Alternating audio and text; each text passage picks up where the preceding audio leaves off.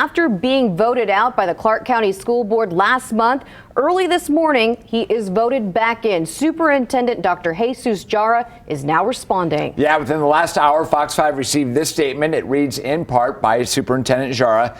After last night's vote by the Board of Trustees to reverse its prior termination decision, which would potentially allow me to continue as CCSD superintendent, I am working with my legal counsel to review this development.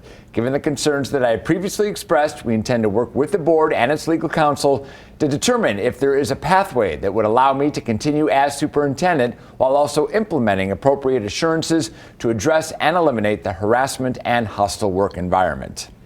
Let's bring in Fox 5 Sophia Pericone now, who's following this story for us. Sophia. Well, John, and although we did just hear from Jara, we're still waiting to hear from multiple school board members about this decision. But in the meantime, parents tell me they're just happy the board came to some sort of decision, although they feel like they're still in some kind of holding pattern, left wondering what comes next for their students' education. A 4-3 vote to terminate Dr. Jara's contract with CCSD shifted after trustee Irene Cepeda reversed her original decision to kick him out, now voting in favor to keep the superintendent, saying on Thursday night, The thing that drives me the most crazy here is that there was no plan.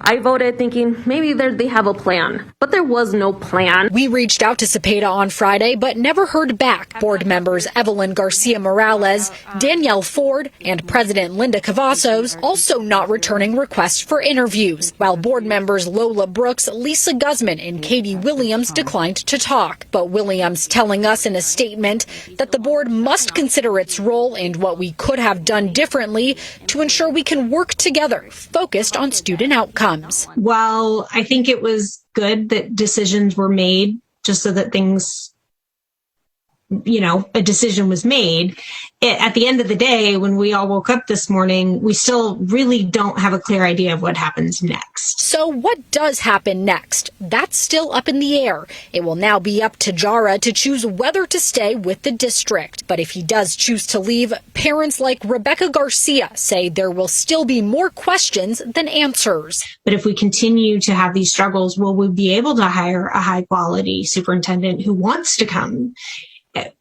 into CCSD or be promoted from within? CCSD teacher and parent Leonard Lither, less concerned with finding Jara's replacement, says there needs to be a focus on fixing real issues in the district. What I'd like to see is a fresh start with someone who really cares about the community and wants to come in and truly improve education. But until Jara makes that decision, trustees definitely need to learn how to work together in a productive manner.